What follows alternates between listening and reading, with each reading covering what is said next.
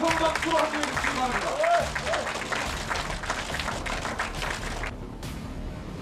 고맙습니다.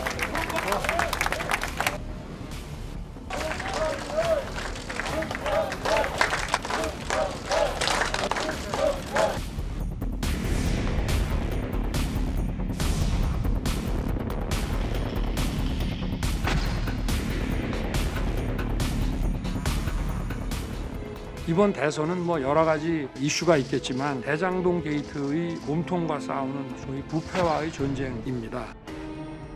우리는 과거보다는 미래를 중시해야 합니다. 보복보다는 민생을 더 생각해야 합니다.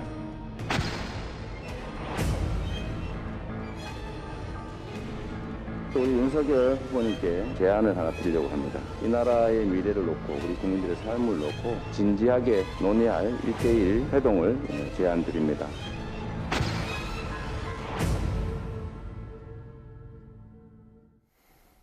예, 오늘 월요일 뉴스탑10은 바로 여기부터입니다. 윤석열 후보가 국민의힘 대선 후보로서 공식 일정을 본격적으로 시작했습니다. 오늘 오전에는 현충원을 참배했고요. 후보 자격으로 이어서 당 최고위원회에 참석했습니다. 이제 당의 중심이 된 윤석열 후보, 이준석 대표에게 이것도 받았습니다.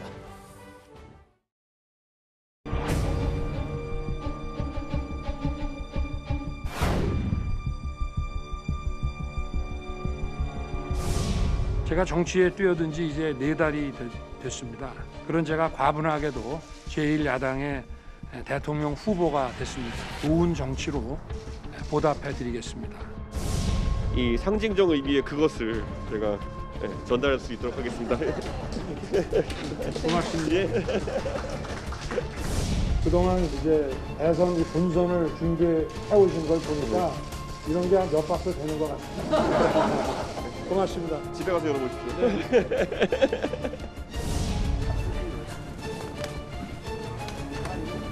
다 보셨죠, 아까?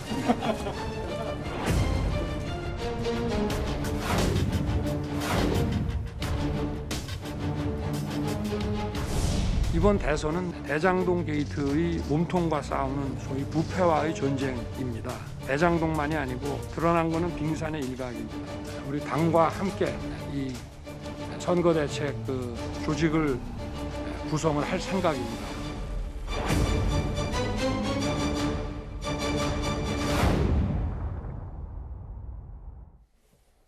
윤석열 후보 얘기부터 먼저 해보겠습니다.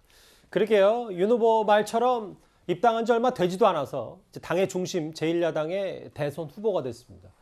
첫 일성, 첫 메시지가 좀 중요할 텐데 이번 대선은 대장동 몸통 부패의 전쟁이다. 글쎄요. 이재명 후보에게 선전포고 했다 이런 분석도 있는데 어떻게 해석을 하십니까? 일단 대선이라는 것은 이슈 선점이 굉장히 중요하겠죠. 항상 대선이라는 게 그 시대의 어떤 정신들이 투영된 대선이지 않습니까? 예. 이제 그렇다 보면 예를 들어서 뭐 예전에는 지역 감정 철폐라든지 뭐 선진화라든지 뭐 이런 식의 이제 대선의 핫 이슈들이 떠오릅니다. 근데 아마 이제 윤석열 후보 입장에서 보면 이번 대선 어쨌거나 이재명 후보와의 양자 대결 구도가 이제 형성되는 거 아니겠습니까? 지난 대선 같은 경우는 사실은 다자 대결 구도였죠. 예. 이제 그렇다면 이재명 후보와 자신을 뚜렷하게 구분할 수 있는 선은 무엇인가? 아마 그 부분에 있어서 지금 부패와의 전쟁을 이야기를 한 것 같습니다. 예전에 노태우 대통령이 취임하고 난 다음에 범죄와의 전쟁을 한번 한 적이 있었지 않습니까? 근데 이번 같은 경우는 이 대장동 사태라는 게 우리 국민들의 부동산 문제, 또 이 주택 문제, 거기에다가 부패 문제가 같이 결합된 문제거든요. 어떻게 특정한 이 일반인들한테 그렇게 어마어마한 이득을 남겨줄 수 있었는가? 그렇다면 그 이득을 남겨준 게 단지 그들의 부패인가? 아니면 당시에 성남시가 그런 것들을 어떤 면에서 보면 짜고 조장해 줬는가? 당시 성남시장의 책임은 없는 것인가? 즉 이재명 후보와 나와의 대립각은 바로 이 부패와의 전쟁에 있다. 아마 이런 부분들을 좀 부각시키기 위해서 뚜렷한 어떤 대립각, 이걸 오늘 첫 일성으로 이야기를 한 것 같습니다. 김종인 국장은 여의도 신고식 첫 메시지 어떻게 들으셨어요? 글쎄 이게 뭐 어쨌든 이제 당선되셨잖아요. 예. 당선되셨는데 첫 메시지로서는 좀 작은 게 아닌가 이런 생각이 좀 들었어요. 그렇습니까? 네, 왜냐하면 그 부패의 전쟁이라는 것은 특수부검사 출신인 그 윤 후보로서는 굉장히 잘하실 수 있는 부분이에요. 예. 그런데 사실 우리가 당면하고 있는 것은 대장동 사태만은 아니잖아요. 저는 분명히 이 자리에서도 여러 차례 이재명 후보가 대장동에 책임이 있다라는 입장을 계속 밝혀왔고 분명히 진실이 규명돼야 되고 특검을 해야 된다는 주장을 여러 차례 해왔지만 그러나 지금 야당의 후보로서 되신 윤 후보가 이 자기가 지금 본인이 이제 내세우는 어떤 그 메시지나 이미지로는 저희가 해결해야 될 과제가 굉장히 많거든요. 청년 일자리라든가 뭐 코로나 극복, 경제 회복이라든가 뭐 북핵 문제 그리고 우리 그 분열된 이 사회의 통합이라든가 여러 가지 문제가 있기 때문에 그런 문제를 앞으로는 뭐 제가 보기에는 이제 처음에 당선되고 나서 각을 딱 세우는 측면에서는 의미가 있다고 생각을 하지만 앞으로는 그런 문제는 아마 대장동 부분에 대한 것은 특검을 계속 주장을 하고 또 언론이 계속 추적을 하고 경찰과 검찰의 제대로 된 수사를 촉구하고 그리고 또 당에서도 뭐 대책위원회를 만들었잖아요. 거기서 하면서 이제 후보는 좀 더 거시적이고 그다음에 앞으로 우리나라를 어떻게 발전시킬지 이런 부분들에 대해서 좀 더 그런 메시지를 좀 내줬으면 좋겠다 이런 생각을 합니다. 그러니까 대장동 의혹 넘어 뭐 민생, 청년 혹은 먹고 사는 문제에 좀 더 메시지를 앞으로 더 낼 필요가 있다. 대장동은 분명히 규명이 돼야 되고 책임자들이 반드시 처벌돼야 된다는 그 전제하에서 그렇다는 겁니다. 처음으로 의원총회 최고위에 참석한 윤석열 후보입니다. 그리고 앞서 영상으로 잠시 만나봤던 그러니까 이준석 대표가 준 비단 주머니 2개요. 여권의 공세를 돌파할 방법이 있다. 이준석 대표가 이 비단 주머니에 대해서 예전부터 이렇게 말했었습니다. 한번 들어보겠습니다. 본선 전략이 담긴 비단 주머니가 20개 정도 있는데 한 2주치까지는 윤석열 후보에게 알려줬다 그러셨어요. 그러면은 그 3월 9일 대선 날까지 비단 주머니가 착착착착 다 준비가 돼 있는 건가요? 아마 윤석열 후보도 좀 놀랐을 겁니다. 저희가 이제 선거 준비라고 하는 것이 박보관 유지해가면서 지금까지 해오고 있었던 것들을 좀 말씀을 드렸고요. 비단 주머니라는 거는 후보가 그걸 받아들이고 같이 준비할 때 효과가 나는 것이기 때문에 실제로 윤석열 후보가 그것에 맞춰서 이번 주 중으로도 착착 지금 준비를 진행하도록 이미 되어 있는 상태입니다. 지금 말씀드리면 안 되고요. 별건 아니지만은 그래도 기밀 상태를 유지해야 되는 것이. 이준석 대표 비단 주머니에 뭐 들었냐고 했더니 즉답은 피했어요. 그럼 제가 장현찬 평론가님께 여쭤보겠습니다. 윤석열 캠프에서 혹시 비단 주머니에 대해 들으신 건 있는지 이 부분에 대해서 오늘 첫 그 여의도 신고식에 나타난 비단 주머니이기 때문에 의미가 작진 않습니다. 네, 사실 당에서 그동안 대선 본선을 위해서 여러 가지 준비를 많이 해왔겠죠. 그러한 것들을 이준석 대표와 윤석열 후보가 수시로 만나면서 이제부터는 공감하고 소통하게 될 것이고요.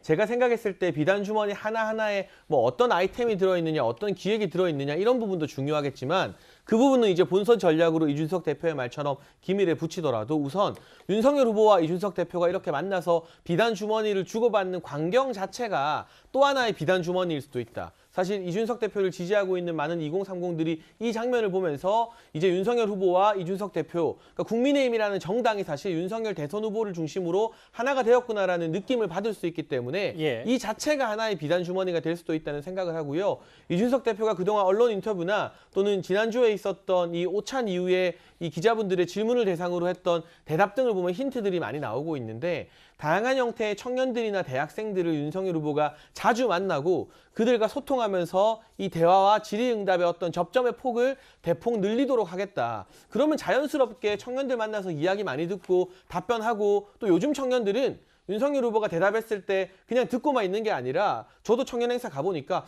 그건 좀 아닌 것 같은데요. 막 이렇게 반론하는 청년들도 굉장히 많아요. 그런 과정 속에서 이 청년과 공감의 눈높이를 맞춰 나간다면 그것이 하나의 뭐 비단 주머니나 본선 전략이 될 수도 있지 않을까 싶습니다. 어쨌든 뭐 여러 당내에서도 걱정도 있고 민주당에서도 견제가 심하니까 비단 주머니가 일명 비단 주머니가 윤 후보에게는 반전의 계기가 될 수 있다고 보시나요? 저는 그런데 이준석 대표가 자꾸 비단 주머니 하면서 이 비단 주머니는 비책이 들어있고 이 비책을 윤석열 후보가 받아들여서 이해하고 그대로 실행하면 승리할 수 있다. 이런 식으로 설명을 하기 때문에 마치 대표가 후보를 좀 가르치는 듯한 모양새여서 결과적으로는 윤석열 후보의 어떤 준비 부족 같은 것을 마치 좀 부각시키는 측면이 있어요. 그런 측면에서 저는 이준석 대표가 저런 식으로 자꾸 윤석열 후보를 대하는 것은 그렇게 바람직하지 않을 것으로 보여지고요. 또 홍준표 후보에 대해서도 선대위에 불참하는 것도 뭐 큰 의미가 없다라거나 또 안철수 후보에 대해서도 뭐 관심이 없다라거나 또는 거강꾼 노릇을 하면 해당 행위라고 하잖아요. 그런 측면에서 저는 이준석 대표가 다시금 어떤 대선에 적극적으로 나서면서 윤석열 후보와의 좀 갈등 요소가 될 수도 있겠다 이런 생각이 들고요. 또 윤석열 후보에 대해서 한 말씀 드리면 공정과 상식이라고 주장하면서 큰 화두를 던졌는데 이상하게도 윤석열 후보의 처라든가 장모에 대해서는 이상하게 예외적인 상황들이 많이 발생했거든요. 그런 측면에서 어떤 공정과 상식 그리고 또 부패와의 전쟁이라고 하지만 어떤 본인이 민정수석실을 폐지한다라고 했기 때문에 마치 대통령이 되면 검찰 권력까지도 쥐겠다 이런 모양새가 될 수 있어서 좀 위험스러운 부분이 있지 않나 싶습니다. 예.